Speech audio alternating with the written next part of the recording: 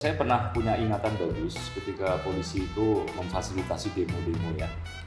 Jadi menjaga, mengalihkan lalu lintas, lalu menangani UNRAS itu dari ketika kemarin ada mengatakan ujuk kekuatan yang mungkin di luar proporsi begitu, atau mungkin ya kecelakaan saja begitu. Lalu reaksi masyarakat itu sungguh-sungguh marah ya. Dan yang terjadi seperti itu yang kita lihat ya, polisi menjadi sasaran tembak, kemudian DPRD dan politisi-politisi yang fleksibel. Apakah polisi melindungi rakyat? Ada, ya saya tidak mengatakan semua polisi penjahat ya, enggak ya. Ada polisi yang melindungi masyarakat, ada polisi yang melayani masyarakat, ada polisi baik, ada. Tapi saya ada juga yang tidak gitu maksudnya ya Romo. Jadi,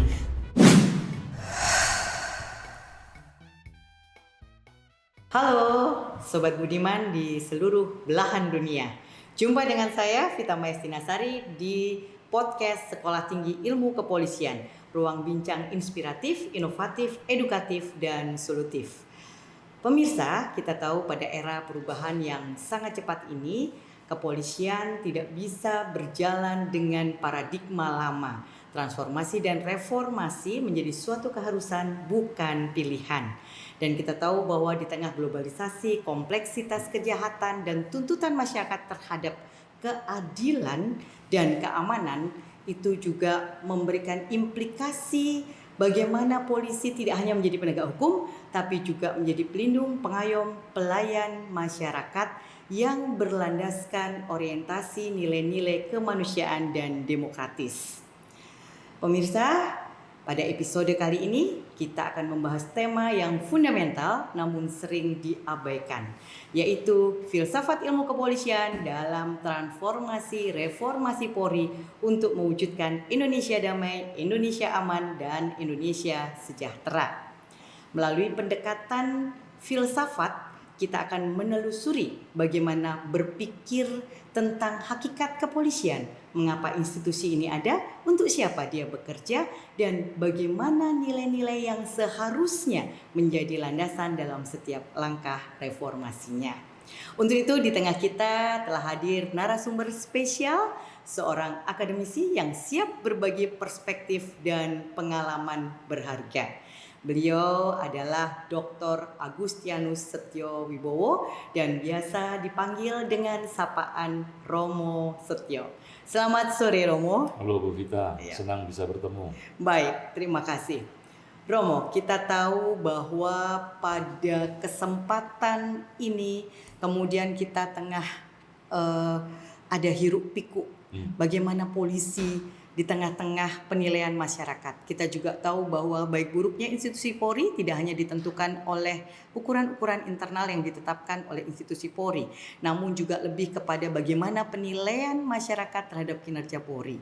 Nah, untuk itu, Romo, ketika kita bicara polisi dengan filsafat ini, tentunya ada satu hal yang cukup menarik, di mana satu sisi ada praktik-praktik hukum atau kekuatan, namun juga di sisi lain kita dihadapkan pada problem etis, politik, dan moral. Bagaimana Romo memberikan satu perspektif dalam filsafat ilmu kepolisian? Iya, jadi kalau tadi Ibu menyebut paradigma ya, polisi yang sekarang hidup dalam paradigma pemolisian demokratis ya, di mana tentu pendekatan kemanusiaan ya, lalu HAM ya itu sudah masuk. Sudah seharusnya ya polisi itu melakukan pekerjaannya ya sesuai dengan hukum, sesuai dengan HAM ya, dan itu kan persis yang hari-hari ini kita lihat menjadi masalah besar. Gitu. Oke. Tanggal 28-29 Agustus itu ada peristiwa besar ya, di mana kita melihat kemarahan publik ya. Tentu ada banyak analisis mengenai peristiwa 28-29 yang ada yang bilang begini, begitu ya.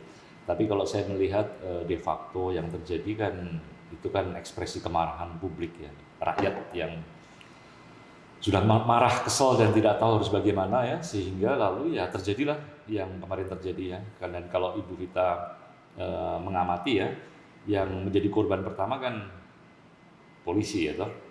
Jadi Makobrimob, kemudian Gegana ya, lalu kantor-kantor polisi ya. Terus yang kedua DPR, DPRD jadi sasaran kemarahan. Lalu yang ketiga baru politisi-politisi yang flexing gitu ya. Baik, tanggal 28-29 Ya. itu adalah peristiwa yang besar Ya. dan itu dimulai dari bagaimana sebetulnya pemicunya adalah kenaikan gaji anggota Betul. DPR dan tentunya ini memiliki dampak segregasi ekonomi dalam banyak hal, ada stereotip dan lain sebagainya. Betul. Nah, untuk itu maka polisi kemudian dalam tanda petik itu mengeluarkan kekuatannya begitu sebagai seorang penegak hukum dan pemelihara Kamtipmas begitu Romo. Nah, menurut Romo ini bagaimana sebetulnya kekuatan polisi itu dianggap etik begitu Romo? Karena memang pada situasi tertentu memang kekuatan itu harus ditampilkan gitu Romo. Dalam paradigma pemolisian demokratis ya yang dihidupi katakan mulai era reformasi ya. Saya pernah punya ingatan bagus ketika polisi itu memfasilitasi demo-demo ya.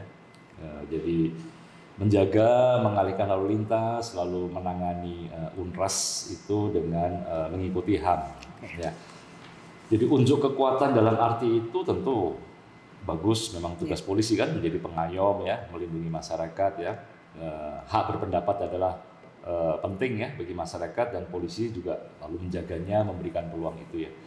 Tapi kalau unjuk kekuatan dalam arti kayak terus militeristik ya, nah tentu ini harus betul-betul ditimbang dengan baik ya, harus ditimbang eskalasinya ya, lalu kemudian penggunaan sarana kekuatan yang juga sesuai dengan eskalasinya ya.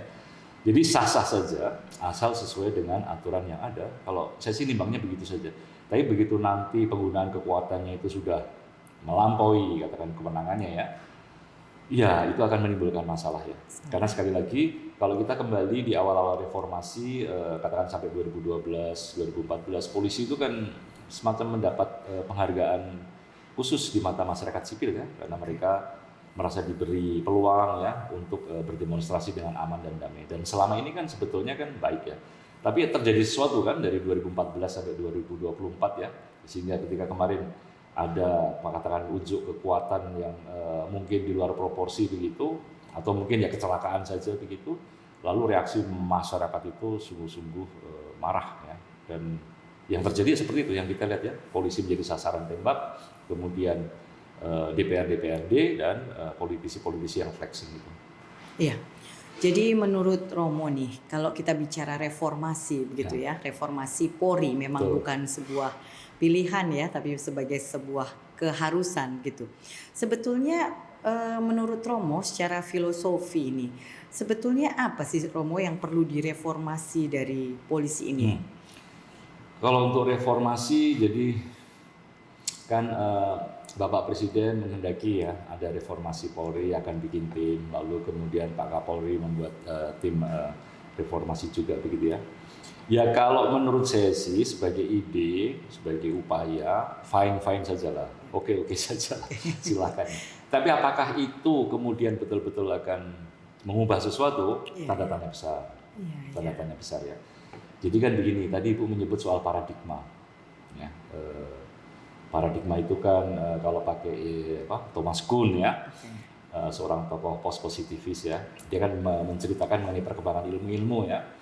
Ada paradigma, tapi pada suatu titik paradigma itu akan mengalami anomali-anomali, kemudian dari anomali ada semacam sains ekstra normal, krisis, lalu akan terjadi revolusi, muncul paradigma baru. Jadi pakai Thomas Kuhn, saya hanya bisa semacam melihat bahwa kalau nanti ada perubahan di Polri, itu bukan karena ada tim reformasi, bukan karena presiden ini atau Kapolri ini, saya kira enggak ya, tapi karena revolusi. Revolusi ya. Maksudnya begini, paradigma polisi itu kan sudah jelas ya dengan democratic policing ya, keamanan, mengayomi masyarakat ya, melindungi masyarakat ya untuk kesejahteraan mereka ya. Sekarang ini saya kira kita semua ngerasa bahwa itu nggak jalan, ya toh. Yang kita alami sekarang ini kan apa yang disebut Thomas Kuhn anomali. Anomali. Ya. Apakah polisi melindungi rakyat? Ada, ya saya tidak mengatakan semua polisi penjahat ya, enggak ya. Ada polisi yang melindungi masyarakat, ada polisi yang melayani masyarakat, ada. polisi baik ada. Tapi ada juga yang tidak gitu maksudnya ya Romo. Jadi saya kira kita ngerasakan semua, dan ini yang saya kira menjadi ekspresi kemarahan publik kemarin itu ya 2829 itu, karena kok yang kelihatan anomali. Anomali. Jadi misalnya kan banyak orang mengatakan ya polisi baik itu ada tapi nggak kelihatan begitu ya. Yang kelihatan adalah mereka menjadi penjaga ini, penjaga itu, backup ini, backup itu gitu ya. Ada polisi jujur begitu ya, tetapi yang jujur ya nggak kemana-mana. Nggak akan naik pangkat ya, kerja ya gitu-gitu aja ya, nggak kemana-mana. Jadi sebetulnya persoalannya ini pada kelembagaannya, Romo? Selalu ada analisis menarik ya ketika sebuah lembaga mengalami anomali dan krisis begitu ya. Bisa analisis struktural, ya, artinya perlu perombakan struktural begitu ya. Tapi juga pendekatan lain adalah pendekatan budaya, kultural atau manusianya begitu ya. Ada dikotomis kayak gitu ya. Ya kalau saya sekali lagi ya silahkan ya, mau reformasi kultural, mau reformasi struktural silahkan begitu ya. Tetapi sekali lagi anomali ini sudah terlalu banyak. Anomali, ada yang bilang soal rekrutmen, ada yang soal pendidikan, ada yang bilang soal korupsi, ada yang bilang soal backing ya. Sehingga sekali lagi paradigma bahwa polisi itu mengayomi, melindungi, melayani masyarakat ya, ini kan menjadi tanda-tanya besar ya. Paling gampang itu kan tolak ukurnya kalau kita kena kasus atau ada masalah ya, kehilangan motor lah, kehilangan mobil. Ya orang ke polisi tapi dengan ketakutan ya kan, nggak nyaman begitu ya, karena kan istilahnya kamu kehilangan kambing, lapor polisi malah kehilangan sapi. Atau hanya formalitas begitu maksud Romo? Jadi gini, laporannya karena formalitas saja gitu, saya harus lapor polisi, tapi kemudian masyarakat tidak yakin begitu. Ya, apakah begitu maksud Romo? Kan kalau kita ke polisi itu kan malah kita takutnya masalahnya menjadi makin besar. Makin gitu, besar ya. Bukannya teratasi tapi makin besar. Jadi sentimen kayak gitu itu kan kenceng ya. Terus kalau di jalan raya misalnya kita lihat polisi, emang kita merasa aman? Ketakutan ya Romo? Malah agak gimana begitu kan kalau ada polisi kan. Jadi justru dengan paugah yang di U-turn itu kita merasa aman. Tapi begitu ada polisi, waduh ini. Nah jadi kita ini sekarang kalau pakai paradigmanya Kuhn ya, paradigma democratic policing ini ada ya. Tapi yang kita hadapi sehari-hari itu anomali. Ini anomali kalau membesar akan menjadi krisis paradigma. Saat krisis, iman orang kepada paradigma mulai goyang, atau kalau dalam bahasa gampangnya trust ya. Trust itu hilang, entah internal polisi, sesama polisi yang baik dengan polisi yang tidak baik ya, trustnya itu udah nggak ada. Entah dengan eksternal, maksudnya lembaga lain juga kayak kehilangan trust sama polisi, masyarakat sipil apalagi ya kehilangan trust ya. Nah ini kalau krisis ini terjadi, yang mana kayaknya sekarang ini dengan 2829 itu ya, itu menjadi tondo begitu ya, yang harus diwaspadai karena ini adalah ungkapan dari krisis yang terjadi. Ini nanti akan muncul paradigma baru. Apa? Nggak tahu. Oke. Rujukan saya begini, reformasi tahun 98 ya. Zaman itu kan polisi kan ABRI ya, Angkatan Bersenjata Republik Indonesia. Dan polisi itu kan kayak nggak punya peran apa-apa tuh di masyarakat ya. Saya waktu kecil, bapak saya tentara ya. Kalau ada masalah di kampung itu orang lapor ke polisi atau ke tentara? Ke tentara mungkin ya. Zaman itu ke Koramil ya, atau Kodim gitu ya. Juga ketika saya mahasiswa, ada demo-demo melawan Soeharto waktu itu ya. Siapa yang menangani? Polisi atau tentara? Tentara di Kramat 5, Kramat 7 itu sudah terkenal di kalangan aktivis ya. Jadi waktu itu polisi berada di dalam paradigma, namanya paradigma Orde Baru, militeristik ya, di mana polisi sungguh-sungguh menjalankan katakan peran kecil yang diberikan tentara kepada polisi. Lalu terjadilah apa yang terjadi, reformasi 98. Ya. Semacam revolusi ya, karena lalu jungkir balik begitu, dan akhirnya lahirlah paradigma baru kepolisian. Namanya paradigma polisi demokratis ya. Yang karena reformasi 98 kemudian TNI dipisahkan dari polisi ya, TNI masuk ke barak ya. Lalu polisi mendapat peran yang besar. Maka saat itu muncul paradigma baru. Apakah polisi pada tahun 90-an sudah bisa meramal bahwa mereka akan punya peran besar ya di era sama sekali tidak ada yang bayangkan. Jadi sebuah, kalau istilah saya, paradigma baru itu muncul karena keterpaksaan sebuah paksaan historis, sebuah paksaan sejarah. Ya. Nah, jadi kalau sekarang kita kembali ke soal reformasi polisi ini ya, kita ada dalam paradigma namanya democratic policing, polisi melayani, mengayomi ya masyarakat. Lalu anomalinya udah kebanyakan ini. Sekarang kayaknya kita mulai krisis. Nah, nanti paradigma baru yang muncul apa? Nggak tahu. Ini sangat menarik, Romo. Apakah kemudian dari perspektif Romo, dari perspektif filsafat begitu ya, ada satu pertanyaan mendasar juga, mengapa sih institusi ini ada begitu ya kalau kita bicara tentang filsafat gitu. Menurut Romo seperti apa? Apakah dari cerita Romo tadi, apakah memang institusi kepolisian yang dalam tanda kutip tidak siap tadi, apakah ini sebuah hoki ataukah memang karena institusi ini diperlukan sehingga kemudian muncullah institusi Polri untuk masyarakat gitu, Romo? Ya, kalau dalam semua tradisi negara kan namanya polisi tetap dibutuhkan ya. Tentara tentu untuk pertahanan ya, untuk perang melawan musuh ya. Lalu untuk keamanan di dalam tentu ada sejenis institusi ya, entah itu yang betul-betul mengurusi keamanan lingkungan atau kemudian soal ketertiban kendaraan ya, atau soal crime ya selalu ada begitu ya. Nah, hanya kan kita tidak berada di ruang kosong ya. Setiap negara punya sejarahnya masing-masing ya. Misalnya kalau di Malaysia itu kan polisi sangat penting ya. Tapi kalau Thailand tentara, kalau Indonesia pasti tentara ya. Jadi kita tidak berada di ruang kosong. Saya hanya bisa mengatakan bahwa di era Orde Baru ada sebuah paradigma. Kemudian terjadi revolusi sehingga lalu muncullah paradigma baru di mana polisi selama hampir 25 tahun ya, mungkin 30 tahun ya, menikmati situasi baru sebagai democratic policing tadi itu, yang mana sekarang ini hati-hati ini kayaknya terlalu banyak anomali ya, lalu sedang mengalami krisis dan outputnya apa nggak tahu. Jadi silahkan katakan membuat tim reformasi, tim ini, tim itu begitu ya. Tetapi nanti yang betul-betul mengubah polisi itu paksaan sejarah. Paksaan sejarah ya. Betul. Jadi pilihannya dua ya ini. Kita berubah dengan sendirinya karena kesadaran atau terpaksa begitu ya. Jadi perubahan karena kehendak baik itu sangat jarang. Biasanya orang itu berubah karena dipaksa. Situasi sejarah begitu. Baik. Itu kalau nggak salah Gandhi yang mengatakan itu ya. Iya. Jadi kalau kita bicara tentara misalnya ya. Tentara bisa kembali ke barak ya. Itu karena kemauan baik tentara atau karena paksaan reformasi? Paksaan reformasi kan 98 kan? Ya, karena waktu itu kan dengan Orde Baru ya, rakyat sipil itu merasa bahwa ini sudah terlalu koersif ya. Pendekatannya sudah terlalu opresif ya. Lalu masyarakat meminta ada perubahan politik dan salah satu implikasinya adalah kemudian pemisahan.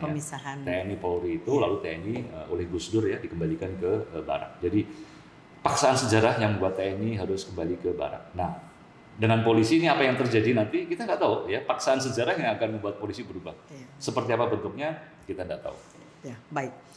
Pada konsep guard sebagai penjaga begitu ya, polisi itu kan dituntut untuk menjadi polisi yang kuat tapi bijak begitu ya. Betul. Nah, bagaimana relevansi dalam reformasi Polri saat ini?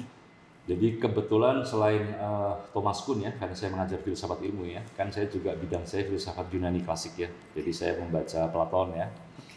Platon itu di buku The Republic kan membuat negara adil ya. Jadi bagaimana membuat sebuah negara adil. Di situ ada peran-peran dari bagian-bagian masyarakat ya. Ada 3. Bagian bawah itu pedagang sama produktor ya, petani, pedagang ya. Yang bagian ekonomi lah, bagian uang. Kemudian tengah itu yang namanya The Guardian. Bayangannya ya tentara, polisi ya, mereka yang menjaga ketertiban, keamanan ya. Menjalankan hukum gitu ya. Lalu bagian ketiga baru yang namanya filsuf raja.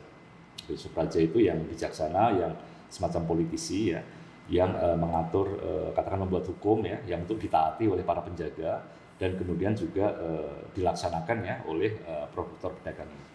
Nah, keadilan bagi Platon ya, adil dalam bahasa Yunani itu ya, dikaiosune itu merujuk kepada kebenaran, ketegakan. Jadi adil itu benar dan tegak. Negara yang adil berarti negara yang benar. Nah, bagaimana itu negara yang benar bagi Platon? Sederhana, dia punya definisi keadilan yang menurut saya sangat mencerahkan ya. Jadi sekali lagi bukan soal keadilan ekonomis, distributif ya, komutatif bukan, tapi keadilan dalam arti ketegaan ya. Just ya, justice ya.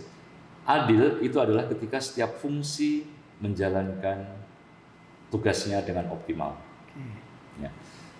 Jadi ketika ada 3 bagian masyarakat tadi itu, pedagang sama petani, mereka menjalankan fungsi terbaiknya, karena petani pedagang kan memang ya passionnya di situ ya, kerja bertani bercocok tanam ya. Mereka menjalankan fungsinya dengan baik. Kemudian kelas penjaga, the guardians ya, polisi, tentara, itu menjalankan sesuai dengan fungsinya yang terbaik ya. Saya bayangkan ya, kalau orang menjadi tentara, menjadi polisi itu kan bukan karena pengen bertani, bukan karena pengen berdagang ya, tapi karena punya ambisi menjaga ketertiban, menjaga kedaulatan negara, menjaga kehebatan negara begitu ya. Jadi kalau polisi tentara menjalankan fungsinya dengan baik untuk menjaga ketertiban keamanan ini, dan kemudian politisi atau filsuf raja ya, itu memerintah ya dengan bijaksana. Jadi setiap fungsi menjalankan tugasnya dengan baik, maka kita akan punya negara yang adil. Tetapi kalau misalnya tentara polisi mengambil fungsi pedagang, pedagang mengambil fungsi tentara, atau pedagang menjadi politisi mengambil fungsi filsuf raja, itu yang lalu disebut Platon sebagai negara yang tidak adil, negara yang tidak benar. Contoh yang sederhana misalnya kita ini kan ada di PT IKA sekarang ini ya. Di PT IKA ini kan ada macam-macam orang ya dengan pekerjaannya, dengan fungsinya begitu ya. Ada gubernur PT IKA, kemudian ada kaprodi, ada sekretariat, ada dosen, ada office boy ya, semua pelaksana. Jadi PT IKA ini akan menjadi institut yang adil benar kalau setiap fungsi menjalankan tugasnya dengan optimal. Ya gubernur menjalankan tugas pemerintahan ya, mengobservasi, membuat kebijakan ya. Saya dosen, ya tugas saya mengajar, menilai. Jadi tidak mengambil pekerjaan orang. Persis. Ya, jadi saya tidak mengambil alih fungsinya orang lain. Office boy ya. Jadi dia menyediakan ini, menyediakan itu. Kalau ada permintaan bantuan dia nyarikan ya. Lalu sekretariat juga menjalankan tugasnya. Kalau semua menjalankan tugasnya dengan baik, kita punya PT IKA yang adil, yang benar. Tapi bayangkan kalau office boy ganti peran dosen. Tiba-tiba dia masuk kelas lalu mulai ngajar gitu ya. Lalu dosennya mengambil peran apa? Mengambil peran pedagang begitu ya. Dagangan nilai begitu ya. Kacau semuanya. Jadi kita kalau kita kembali ke fungsi the guardians ya, polisi begitu ya. Penjaga yang kuat. Coba apa fungsinya dan apakah fungsinya sudah dijalankan dengan optimal? Itu kan tanda tanya besar sekarang. Nah, pertanyaannya adalah polisi seringkali mendapatkan tugas-tugas dan harus mendukung program-program pemerintah begitu. Persis, ya. Yang mungkin ya memang kalau dikait-kaitkan semuanya terkait gitu. Ya. Tapi menjadi tidak fokus gitu pada pekerjaan utamanya sebagai penjaga tadi dalam tanda kutip, walaupun di lain sisi polisi menjadi pelindung, pelayan, pengayom masyarakat. Nah, menurut Romo ini seperti apa sebetulnya konstruksi dari reformasi Polri saat ini begitu, yang kemudian dalam perspektif Romo tuh yang mendekati ideal lah kalau kita tidak bisa 100% ideal begitu. Ya, jadi sekali lagi reformasi ini akan kemana? Saya tidak punya harapan banyak ya, karena nanti paksaan sejarah yang akan membuat polisi berubah. Itu hanya paksaan. Kelihatannya sejarah. Prof agak sedikit pesimis ya. Kenapa Prof Romo ini melihat tadi dari tadi sepertinya kita lihat paksaan sejarah gitu. Mungkin ada sesuatu yang mendasari argumentasi itu, Romo? Ya. Argumentasinya tadi kalau pakai Thomas Kuhn ya. Thomas Kuhn siklus paradigma itu seperti itu siklus ya. Siklus yang akan terjadi bahwa sebuah paradigma itu memang pasti akan mengalami anomali ya, dan anomali yang menumpuk akan membuat krisis akan memunculkan secara revolusioner paradigma baru ya. Jadi ini sekali lagi dari sudut pandang keilmuan ya seperti itu gitu loh. Jadi susah untuk berubah sendiri ya. Seberapapun kita punya niat baik seperti kata Gandhi ya, perubahan itu tidak terjadi karena niat baik, tetapi karena paksaan sejarah, karena keharusan. Nah, bentuk keharusan itu macam apa? Saya bilang ya itu sudah ada tanda-tandanya ya, tanggal 28-29 Agustus, tolong dibaca dengan baik ya. Karena kalau tanda-tanda ini nggak dibaca dengan baik, ya betul itu paksaan itu akan terjadi. Tapi kalau misalnya tanda-tanda dibaca dengan baik, lalu anomali bisa dikurangi, lalu krisis menjadi ini, ya berarti paradigma nggak berubah toh. Artinya tetap dimungkinkan ya. Tapi itu syaratnya berat itu, anomali misalnya soal rekrutmen ya. Gimana Anda mau menyelesaikan soal rekrutmen yang sudah mendarah daging, berurat akar, udah nggak karuan begitu ya. Kan nyaris nggak mungkin kan. Terus juga praktek-praktek yang banyak diamati masyarakat sipil begitu ya. Bagaimana coba itu mau dihilangi? Terlalu banyak kepentingan yang sudah terlibat di situ ya, sehingga nyaris nggak mungkin gitu ya mau diperbaiki ya. Maka memang satu-satunya solusi hanya paksaan sejarah yang akan membuat polisi berubah. Ya, ini sangat menarik sekali. Memang ketika kita baca misalnya buku-buku juga sangat related dengan keilmuan Romo di filsafat ya. Misalnya kita bicara soal integrative model of organizational behavior misalnya yang dikemukakan oleh Paul Quidley-Pinwesen, dia mengatakan bahwa memang ada satu frase individual mechanism, kepuasan kerja, trust justice ethics seperti yang tadi Romo kemukakan gitu. Yang kemudian kepuasan kerja, motivasi, pembelajaran, pengambilan keputusan. Nah, itu yang kemudian berimplikasi terhadap kinerja dan komitmen. Dan juga ada ruang individu, ada ruang organizational mechanism, struktur organisasi, budaya, kepemimpinan gitu. Nah, kalau melihat itu Romo, maka sebetulnya kalau punya pilihan gitu, walaupun ya sebagian besar prosentasenya itu lebih kepada paksaan gitu, tapi kalau boleh memilih skala prioritas yang harus direformasi, itu skala prioritas pertama itu apakah pengelolaan SDM-nya ataukah hygiene factor, kesehatan lingkungan kerja yang ada dalam institusi Polri, atau apa Romo? Sulit ya. Jadi kalau saya berkaca juga pada Pierre Bourdieu ya, seorang sosiolog Prancis ya, tapi juga banyak dipakai di filsafat ya. Bagaimana membuat perubahan ya. Itu kan kadang-kadang kan kita dikotominya begini, kita rubah organisasinya ya, memasukkan apalah sistem-sistem apa sehingga lalu dengan perubahan organisasi maka ada perbaikan. Atau kadang-kadang pendekatan lainnya yang pendekatan budaya, kita rubah manusianya, karakternya ya, karena kuncinya di manusia, dengan demikian nanti institusi akan berubah, organisasi berubah ya. Tapi kan dari Pierre Bourdieu kita berkaca bahwa institusi sama manusianya itu kan nyambung dalam konsep yang disebut habitus ya. Jadi agak repot ya memisahkan ini. Tidak bisa dipisah, tidak bisa. Baik. Habitus itu kan structuring structure ya, jadi struktur yang menstrukturkan ya. Jadi bahwa katakan polisi sebagai katakan mafia begitu ya, itu kan memang individu memang, tapi individu yang dibentuk oleh institusinya juga karena dia dikondisikan begitu ya. Jadi kalau kita mau menghilangkan itu, gimana caranya? Karena individu dan institusi itu saling terlibat erat ya. Lalu Pierre Bourdieu mengatakan, oke, kalau kita mau merubah, coba kita lihat arena permainan dari modal-modal yang ada di situ. Ada modal ekonomi, modal sosial, modal jaringan, dan modal budaya, modal simbolik ya. Jadi dengan menganalisis kapital-kapital ini, arenanya di mana, maka habitus akan bisa dirubah. Cuma kan dalam praktek yang dilakukan Bourdieu sendiri ketika dia ingin merubah sistem pendidikan di Prancis ya, di mana anak-anak orang miskin nggak bisa masuk ke kelas elit, kan keberhasilannya juga ya kecil begitu ya.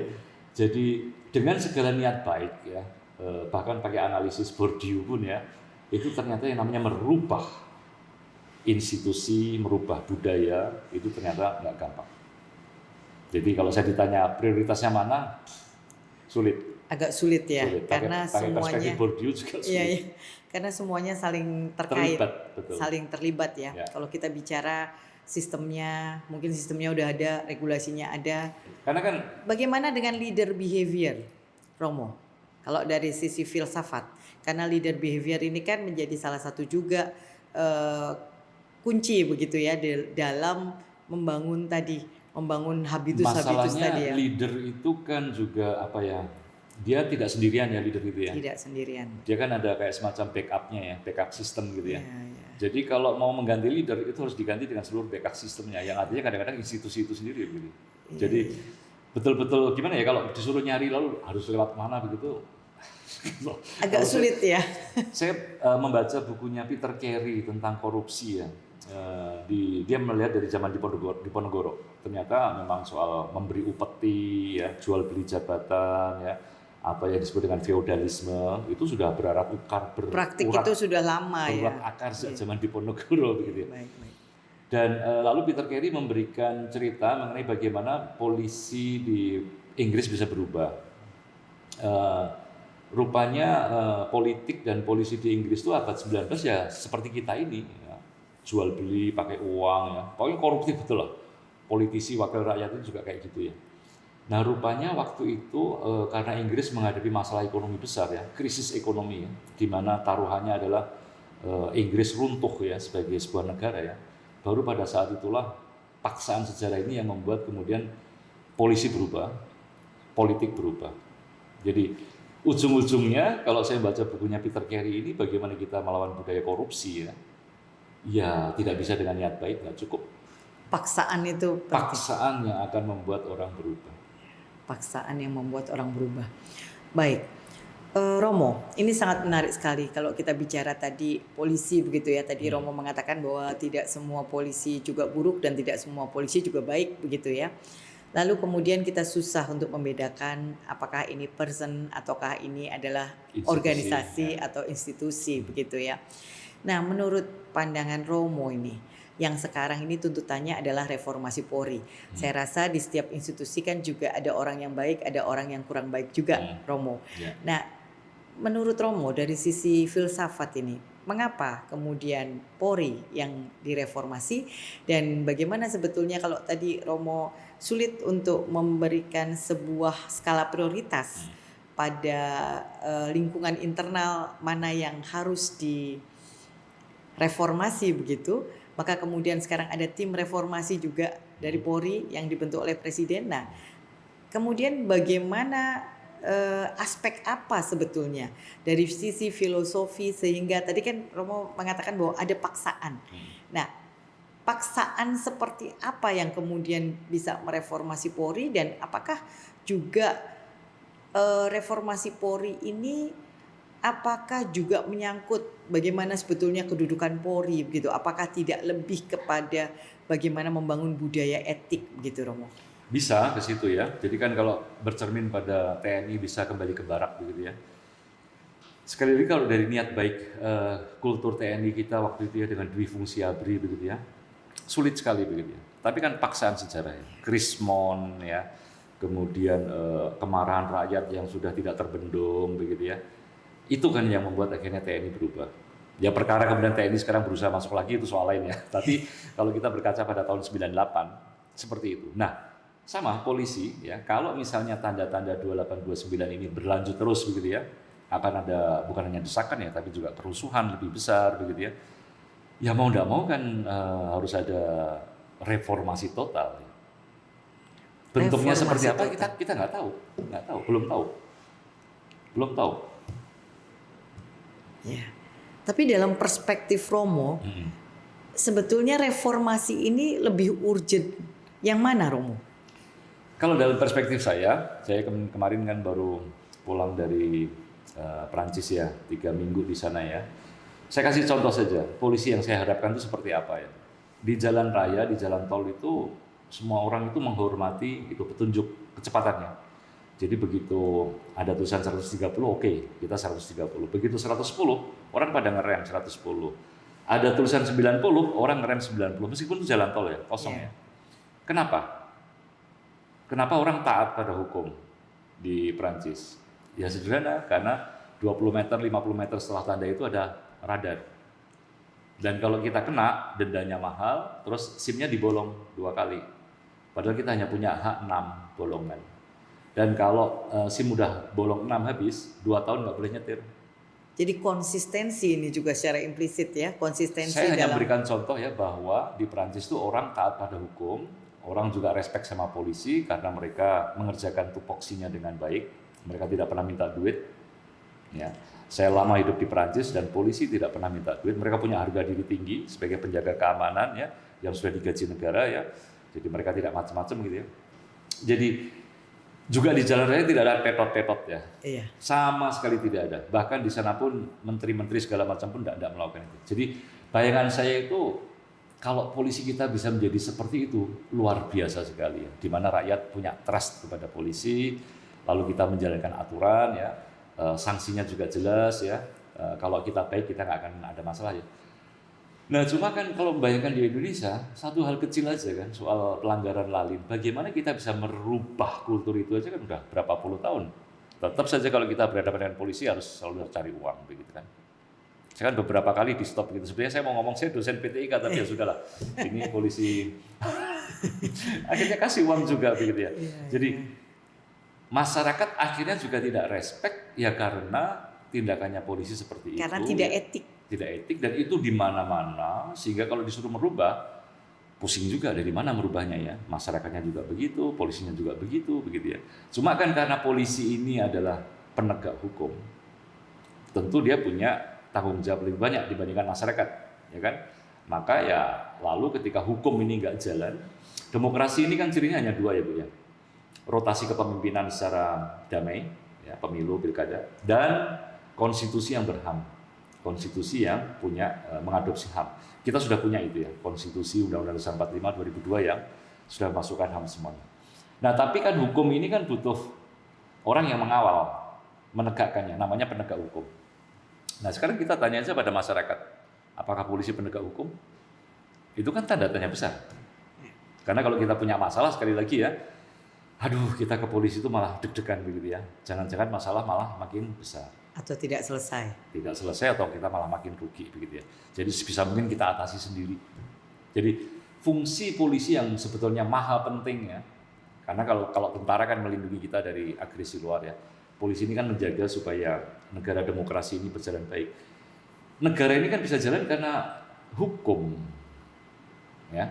Kalau kita nggak ada hukum, kita udah hidup di hutan rimba loh, saling makan memakan, saling bunuh membunuh begitu ya. Nah, masalahnya hukum ini kan gimana nih polisi menegakkan hukum? Internal saja ada banyak masalah kan, apalagi eksternal. Hukum itu kan dalam negara demokratis harus diterapkan kepada siapa saja, semua orang secara setara.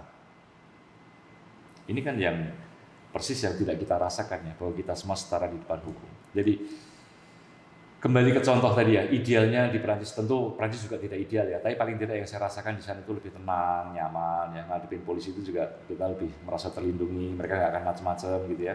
Kalau kita ada masalah juga pasti lapor akan ditangani, mereka menjalankan undang-undang peraturan. Kembali ke sini gimana ini, perasaan ini tidak ada. Dan makin ke sini kan makin berat ya bagi rakyat ya, maka kalau ada kemarahan seperti 28-29 itu ya saya melihat ini hati-hati, ini harus dilihat sebagai tanda-tanda krisis. Begitu Bu. Tanda-tanda krisis ya. Jadi kalau boleh sedikit optimis Romo. Ya. Boleh nggak Romo punya perspektif sebetulnya manakah dulu begitu Romo? Karena kalau kita bicara perspektif masyarakat itu kan memang juga ada juga potensi-potensi penyimpangan dalam perspektif masyarakat ya Romo ya. Walaupun mungkin juga yang dirasakan masyarakat mungkin tadi sebagian sudah diungkapkan oleh Romo begitu. Tapi sebetulnya apakah konstruksi penguatan budaya etik ini menjadi hal yang utama? Tadi Romo mencontohkan bahwa di Paris begitu ya, begitu polisi mungkin tampil dengan kesederhanaannya ya, kemudian tidak berbeda dengan yang lain, tidak nguing-nguing gitu ya Romo ya. Kemudian bagaimana polisi juga bersikap etik dan Romo mengatakan bahwa tidak juga polisi dalam tanda kutip kemudian mencari-cari untuk mendapatkan imbalan gitu. Nah, pada tataran penguatan budaya etik ini Romo, seperti apa sebetulnya perspektif filosofi? Apakah kemudian kita bicara soal suksesi kepemimpinan dalam tanda kutip talent management, kemudian apakah itu soal karir Romo, ataukah juga soal tadi Romo mengatakan banyak hal, rekrutmennya dulu atau pendidikannya atau bagaimana talent manajemennya atau bagaimana knowledge manajemennya begitu banyak atribut-atribut ya Romo ya yang kemudian ikut berkontribusi pada situasi polisi saat ini begitu. Nah, menurut Romo, maka hal yang urgent pada penguatan budaya etik itu seperti apa metode yang Romo tawarkan ini, Romo? Sulit, jadi saya tidak punya pikiran ya pakai metode apa, karena sekali lagi pendekatan institusional dan pendekatan budaya atau pendekatan karakter manusia itu kan saling terkait terkait ya. Kalau dalam istilahnya si Bourdieu tadi itu habitus ya, sudah menjadi habitus ya. Ini mau dipecah bagaimana itu satu kesatuan gitu ya satu Romo. kesatuan ya. Iya. Jadi kalaupun kita mengganti leader kan juga tidak di ruang kosong sekali lagi ya. Iya. Leader itu ada backup-nya begitu ya, dan backupnya bukan hanya internal tapi eksternal juga begitu ya. Jadi merubah leader secara internal kalau eksternalnya nggak mengizinkan juga nggak akan terjadi. Jadi agak sulit ya. Sulit. Jadi baik. Saya hanya bisa menyimpulkan bahwa kalau kita mau mengubah budaya korupsi, kita mau menjadi negara lebih baik ya di Indonesia ini ya berkaca dari tahun 65, berkaca pada tahun 98 ya. Itu hanya semacam paksaan sejarah yang bisa membuat kita berubah. Jadi kita tinggal melihat nanti perjalanan sejarahnya seperti apa gitu. Persis, Romo ya. Jadi kita hanya bisa menunggu ya, bahwa membuat tim reformasi itu silahkan begitu ya. Itu kan orang punya perspektif, orang punya upaya begitu ya. Mudah-mudahan saja berjalan ya. Mudah-mudahan anomali bisa dikurangi ya, sehingga paradigma democratic policing ini berjalan betul begitu ya. Tapi kalau anomali ini tetap terus terjadi ya, kita akan masuk krisis ya. Ya sudah, kita tinggal menunggu kapan pecah gitu ya. Karena kapan pecahnya akan muncul paradigma baru. Seperti apa belum tahu. Ya. Namun sebagai sebuah institusi tentunya kan ada ini ya Romo ya, ada upaya-upaya gitu ya Romo. Kita selalu mendengung-dengungkan ada struktural, instrumental dan kultural gitu. Kalau bicara instrumental sudah ada regulasi, ada standar operasional prosedur, sudah lengkap. Ya. Tapi kembali lagi tadi Romo mengatakan bahwa akan sulit sekali ketika sudah terbentuk habitus ya, di mana kemudian ada kekuatan tawar-menawar yang tidak bisa terpisahkan gitu ya. Ya. Apakah kemudian Romo memiliki pandangan terkait dengan mungkin ada kontribusi pendidikan Romo, dan bila mana pendidikan ini ikut berkontribusi? Jadi pendidikan dalam selalu perbaikan menjadi solusi untuk segala masalah yang tidak ada solusinya. Gitu ya. Selalu ke situ. Dia Platon ya, jadi pemikiran yang banyak saya baca ya. Pendidikan. Sama. Jadi ketika dia melihat masyarakat demokratis di Athena itu rusak karena uang ya, sama ya. Di tempat kita kan sebenarnya masalahnya cuma satu, uang ya. Orang serakah dengan uang ya, semua nyari uang ya. Padahal kan uang itu sebetulnya domainnya pedagang ya. Guardians, tentara polisi itu ya bukannya nggak boleh punya uang ya, tapi uang secukupnya.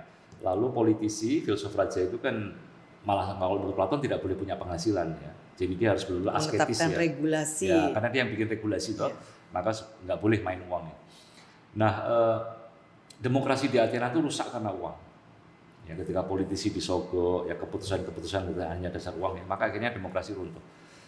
Platon lalu punya keprihatinan, ini gimana ini kalau Athena kayak gini. Dia sudah melihat tanda-tanda ya bahwa Athena akan runtuh ya, dan memang akhirnya runtuh ya, diserang sama Alexander Agung lalu ya hancur karena dari dalam udah keropos ya.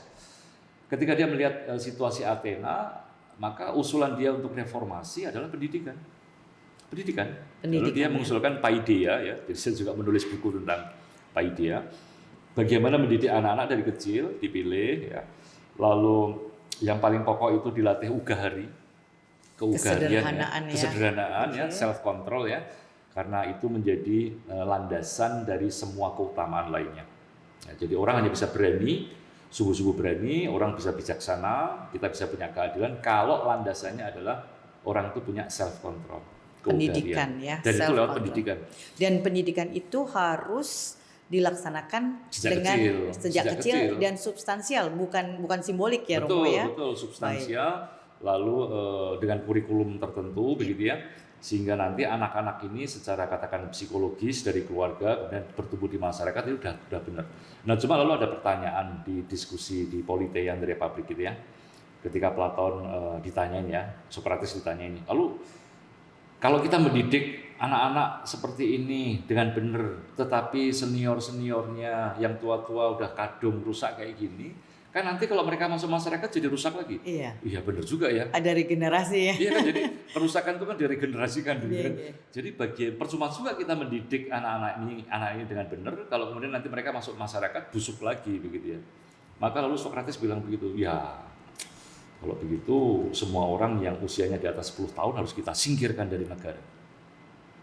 Ya, radikal kan? Supaya tidak Atau kalau dalam bahasanya aktivis, menginternalisasi begitu ya. kalau dalam bahasanya aktivis, potong satu generasi. Ya. Ini kan solusi radikal ya. Ya. Artinya pendidikan memang penting ya, tetapi ternyata pendidikan juga tidak dalam ruang kosong. Ya. Kalau kita mendidik polisi dengan baik-baik misalnya begitu ya, tapi kemudian senior-seniornya kadung kayak gini, begitu mereka masuk ke tempat jabatan kan ya sudah kan, semua pendidikan nggak ada gunanya kan. Jadi saya tidak menolak arenanya ya, berarti kalau kita bicara konsep ini, iya, arenanya itu juga sangat menentukan iyalah, bagaimana ya. habitus itu berkembang. Jadi ya Romo ya. pendidikan itu penting, bagus iya, tetapi dia mensyaratkan arena yang juga sesuai dengan pendidikan. Ya, arena yang kondusif gitu ya. Padahal arenanya kan udah kadung kayak gini. Iya, iya, iya. Makanya gimana supaya pendidikan itu berhasil? Dipotong ini. Iya, Jadi iya. Platon itu dia idealis ya, dia memberikan saran-saran bagaimana bisa merubah masyarakat, tapi dia juga sadar diri bahwa mengubah masyarakat begitu saja nggak mungkin, karena yang namanya ya kalau dalam bahasa modern namanya habitus, namanya kebiasaan, namanya budaya itu sudah sedemikian kuat ya, sehingga kalau kita mau betul-betul merombak ya potong satu generasi baru kita bisa berubah. Iya, iya. Baik, pemirsa, ini kita juga perlu ini baca bukunya Romo ya. Ada Arete, Hidup Sukses Menurut Platon, kemudian ada Zarmides gitu tentang keugaharian, Ya, betul. kesederhanaan. Kemudian ada Lysis tentang persahabatan, ada Paideia, filsafat pendidikan, gaya filsafat Nietzsche, kemudian Atarasia, bahagia menurut Stoikisme. Kemudian ada Platon, ada Locke tentang Lakes, ya. Lakes, Tentang keberanian, Lakes tentang keberanian, kemudian gaya filsafat Posmo dan sesudahnya. Ini memang beberapa pemikiran yang sudah dituangkan, gagasan-gagasan yang sudah dituangkan oleh Romo Setio dalam buku-bukunya.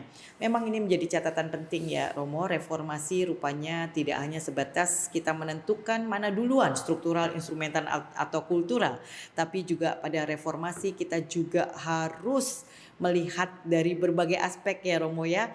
Tadi kita bicara soal pendidikan, ternyata ketika pendidikan itu pada arena yang tidak sesuai, maka juga pendidikan memiliki manfaat yang juga tidak optimal gitu ya. Bilang muspro gitu. Muspro. Nggak ada gunanya. Iya, nggak ada gunanya ya.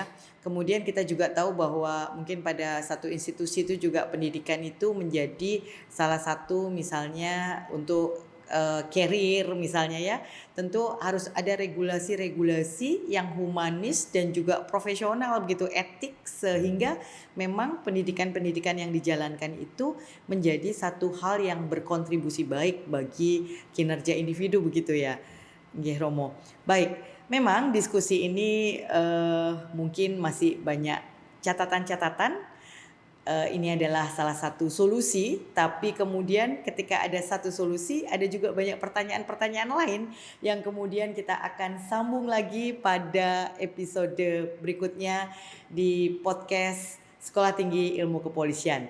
Baik, kami berdua, saya dan Romo Setio ingin undur diri dan kita akan bertemu lagi pada podcast Sekolah Tinggi Ilmu Kepolisian, ruang bincang inspiratif, inovatif, edukatif, dan solutif. Terima kasih. Kita lambaikan kepada pemirsa. Terima kasih.